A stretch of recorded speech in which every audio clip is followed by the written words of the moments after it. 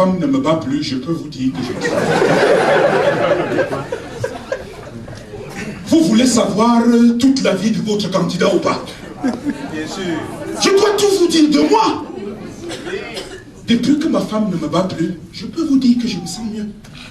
Pendant 16 ans, ma femme m'a battu pour ne lui avoir pas fait de fille, comme si c'est moi qui choisis ce qui va entrer.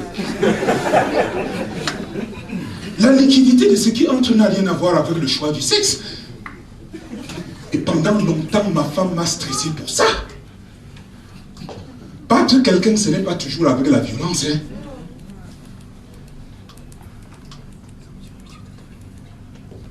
C'était un soir quand on faisait l'amour. Au moment où tu es vraiment content, j'entends la voix de ma femme dire, si tu n'es pas sûr que c'est une fille qui vient, tu descends.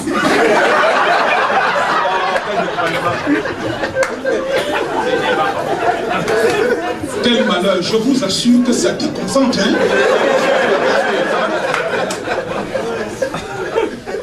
Non, quand une femme veut une fille, c'est la sorcellerie. Ma femme m'a fait boire toutes les tisanes des tradis praticiens pour la fille. Elle a dépensé la fortune de la famille chez les tradis praticiens qui nous faisaient boire n'importe quoi. Dès que tu goûtais, tu comprenais que tu n'as jamais goûté quelque chose de si dégueulasse. Mais ma femme disait, bois, ça va nous donner une fille, bois.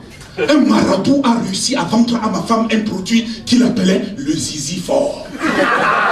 Papa, seulement l'odeur du zizi fort me laissait tendu plus de 8 heures. Il fallait nous voir la nuit à l'heure du devoir conjugal. Oh, ma femme commençait sa chanson. Chérie, tu as déjà pris ton zizi fort, bois ton zizi fort. Tu as déjà pris ton zizi fort, bois vite ton zizi fort alors. Je vous assure que ça déconcentre. Ma femme croyait plus aux mensonges des tradis praticiens qu'à une infidélité réparatrice. J'ai même souhaité qu'elle me trompe pour avoir sa fille et me laisser tranquille.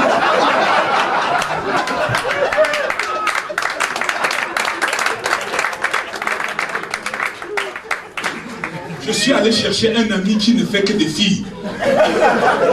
Ou qui viennent me remplacer auprès de ma femme. L'ami l'a fait des filles sans zizi fort. Non, mon ami était d'accord, hein. Entre amis, il faut se serrer les coudes.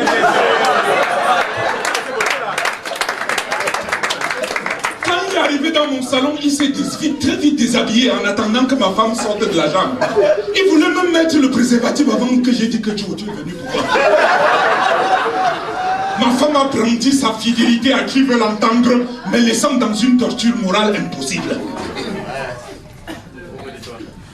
Quand une femme veut une fille, c'est la malchance. Elle s'est assise en face de ma confiance pour dire je veux une fille, je veux une fille. Quelle casse! J'aime beaucoup ma femme, mais je suis allé une maîtresse qui ne fait que des filles. Elle avait déjà 5 filles. Pour qu'elle fasse une fille pour ma femme, il fallait bien que j'aide ma femme. La torture morale à la maison était grave. L'idiote a accouché d'un garçon. Alors que je faisais tout avec un sans zizi fort. Elle était très contente d'avoir eu son garçon et voulait que je reste pour lui en faire d'autres. Elle n'est même pas capable de donner à un homme ce qu'il veut et elle veut qu'il reste. Je ne comprends pas les filles. Hein? La maîtresse là m'appelait chaque jour pour le garçon qu'elle disait être le mien. Le garçon de qui? Je lui ai dit que je voulais un garçon au mariage.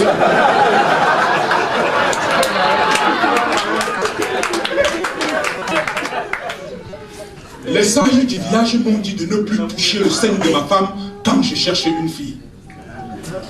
Quand tu dis ton problème aux gens, hein, chacun a la meilleure solution.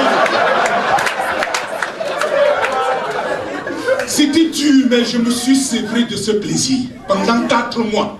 4 putains de mois à regarder souvent le sein de ma femme me regarder comme ça, sans toucher, jusqu'à ce qu'elle soit enceinte. On a attendu 3 mois, on est parti faire l'échographie pour connaître très vite le sexe de l'enfant. L'enfant là cachait son sexe. On attend 1 mois, on repart, l'enfant cache son sexe. C'est comme s'il avait honte de lui dès le ventre de sa mère. Un emmerdeur. Le jour de l'accouchement, quand l'infirmier accoucheur a crié, c'est un garçon. Ma femme a perdu connaissance. Mettez-vous à sa place. 8 garçons sans filles. Alors qu'au début, nous voulions avoir 3 enfants seulement. J'ai levé les yeux vers le ciel et j'ai dit, Seigneur, tu te prends pour qui? Si tu existes, fais un signe. Ma femme a mis 1 semaine pour sortir du coma. Quand Dieu lui-même a vu que le mariage de monsieur n'importe qui allait prendre congé de lui, il a fait un geste et il est descendu sur ma femme. Très vite tout d'un coup, papa.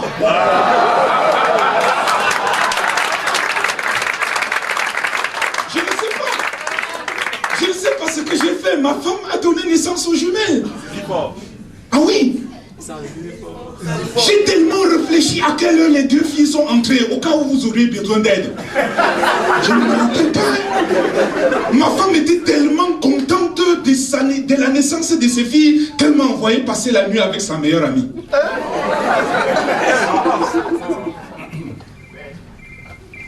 Même sans Zizifor, je suis resté debout tout le temps. Je n'ai pas pensé brandir comme elle à qui voulait m'entendre ma fidélité. Elle est même allée jusqu'à dire que ma femme avait la chance de m'avoir. Depuis que ma femme ne me bat plus, je fais des bêtises tout le temps. Elle m'a demandé comment c'était avec sa meilleure amie. Je n'ai pas le courage de lui avouer que nous avons pris goût à ce flirt. Depuis que ma femme ne me bat plus, avant je n'aimais pas le cache-cache, maintenant c'est mon sport favori. Quand tu n'as pas envie de jouer, une femme vient jouer avec toi, tu fais comment?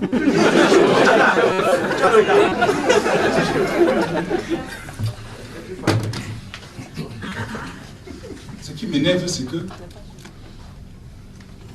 depuis que les enfants là sont nés, les signes de ma femme ne sont que pour les jumelles. Avant, ce n'était pas comme ça. Je me rappelle bien qu'avant, ce n'était pas comme ça.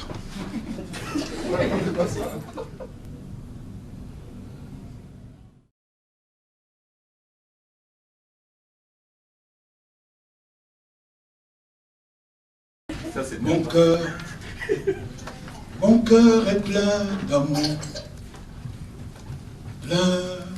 d'amour pour toi.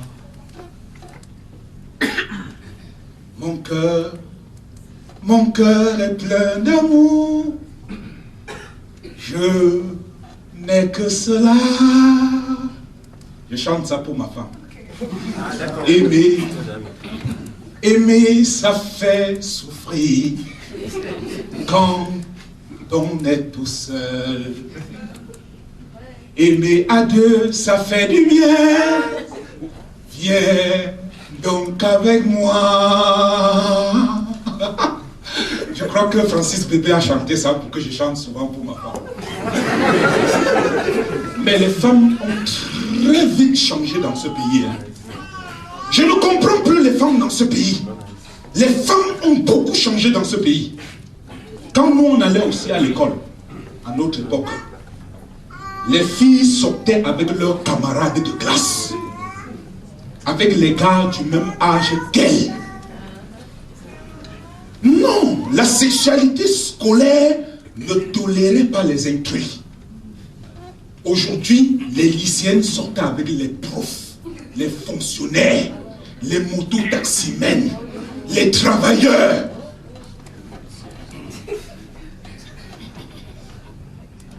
Maintenant, les lycéens, abandonnés à eux-mêmes, c'est vrai d'amour juvénile, sont obligés aujourd'hui de se ruer sur les femmes mariées et les veuves, l'eau de consolation.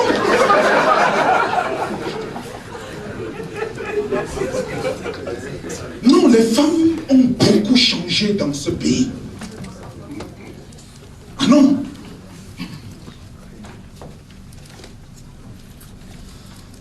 L'autre jour, j'ai dit à une femme, juste pour voir, les femmes ne sont plus des femmes, elles calculent. Si nos femmes mettaient leurs compétences en calcul au service de la nation, je vous jure que nous deviendrons la première puissance mondiale du calcul. Une Camerounaise sait en une seconde déterminer ce qu'elle va tirer d'une relation qui n'a pas encore commencé. Non, les femmes ne sont plus des femmes. Ce sont des ordinateurs de la relation humaine.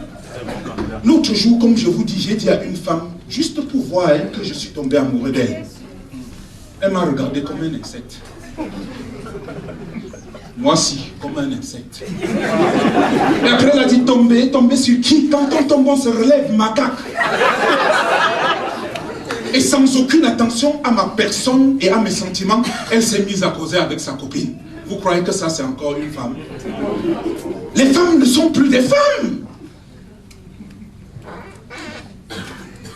Aujourd'hui, une femme pour t'écouter, pour ouvrir son oreille pour t'écouter, regarde d'abord ton habillement, ton téléphone, estime ton comportement pour deviner la grosseur de ton porte-monnaie. Quand une femme dit qu'un homme l'a trompée, en fait, elle veut dire qu'elle s'était trompée sur la réelle estimation des valeurs de cet homme.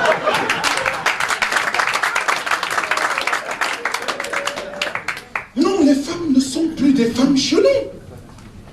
Elles calculent.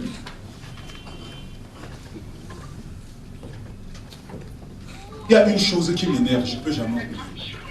Il y a un an, on était chez moi. On était tranquille. Il n'y avait pas de problème. On avait bien mangé, on a bien causé. Et au moment d'aller dans la chambre, j'ai dit à ma femme que j'ai envie de faire l'amour. Elle m'a demandé si je suis normal. Ma propre femme. Est-ce qu'il faut être normal pour faire l'amour? J'étais étonné, mal, faux, grave, dangereux. Elle a vu mon étonnement. Elle était tellement surprise par mon étonnement qu'au bout d'un moment, elle est venue, elle a dit je vais dormir dans un quart d'heure. Hein. Dépêche-toi de venir faire ton amour. Je n'ai pas fait ça. Je n'ai pas eu le moindre appétit. Mettez-vous à ma place. On peut faire quoi en un quart d'heure? Je suis devenu un lapin. Quand on venait de se marier, ma femme m'appelait toujours chérie, coucou, petit cœur. Elle avait un vocabulaire de douceur magnifique. Dès que je rentrais à la maison le soir, elle ouvrait la porte et elle disait tout de suite chérie, tu veux prendre ton bain tout seul ou tu veux que je te frotte le dos? Je rentrais très vite à la maison après le travail pour l'écouter dire ça. J'étais capricieux, hein, parfois par caprice, je disais chérie, je suis fatigué. Elle disait c'est pas grave trésor, assois-toi, je te nourris. Et elle me nourrissait. Hein.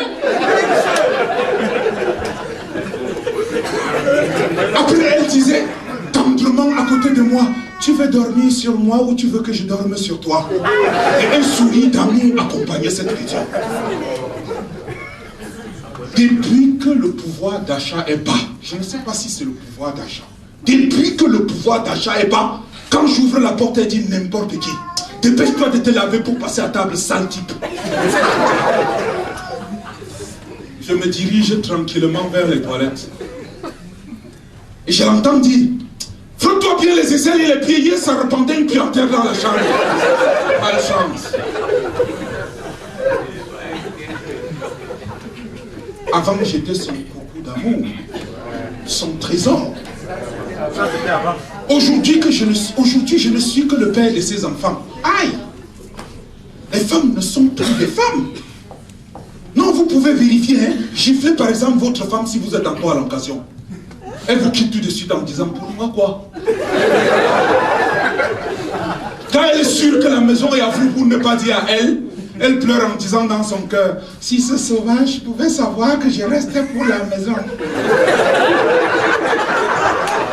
Non! Le démon est mauvais.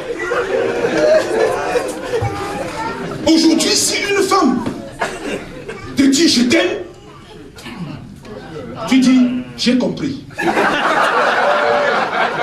Non! Là tu es un homme sage. Merci le conseil. Si elle te demande est-ce que tu m'aimes aussi, tu dis je fais quoi alors avec toi?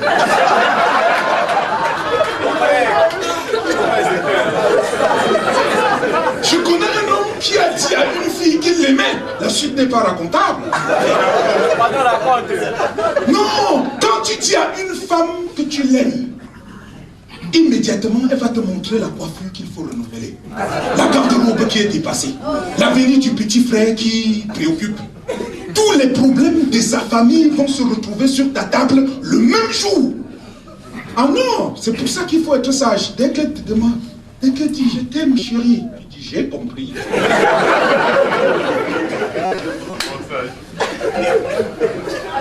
Non, je ne blague pas. Je dis, en tout cas, c'est mon observation en tant que candidat. Hein. Il faut bien connaître le pays dans lequel on veut être candidat. Il ne faut pas seulement dire que Paul Biya doit partir.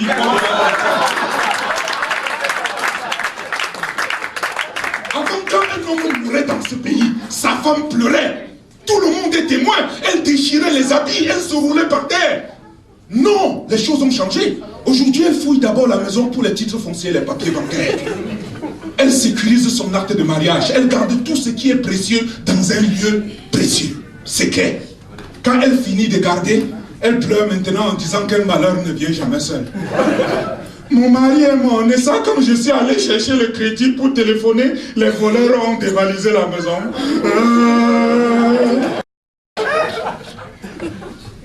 J'ai pitié pour les hommes qui n'ont pas encore rendu leur femme veuve. Nous n'avons même pas la certitude d'une miette de larmes le jour du grand départ. Je connais un homme dans mon village, Abraham. En mourant, il a serré le poignet de sa femme. Après sa mort, elle a tout fait, elle n'a pas pu enlever sa mère. Elle a crié tellement fort que tout le village a su qu'un homme venait de mourir. Quand les gens sont arrivés, les gens ont cru que cette femme, parce que la maison était intacte, les gens ont cru que cette femme avait le chagrin du deuil. Non. Elle avait le chagrin de n'avoir pas eu le temps de retirer son poignet.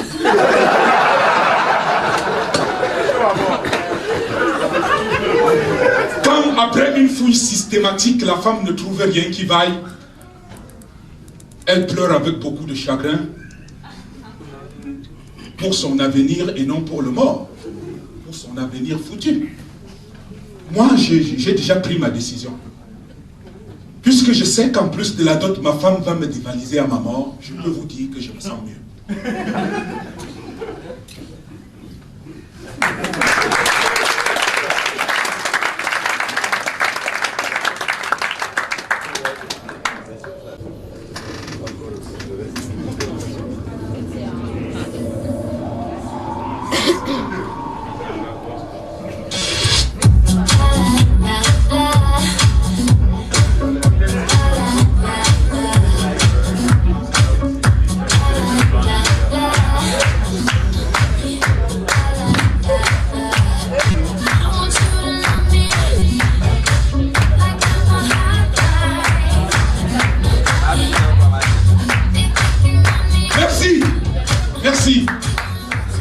Gendarmerie, dans la gendarmerie, tous les gendarmeries, dans la gendarmerie.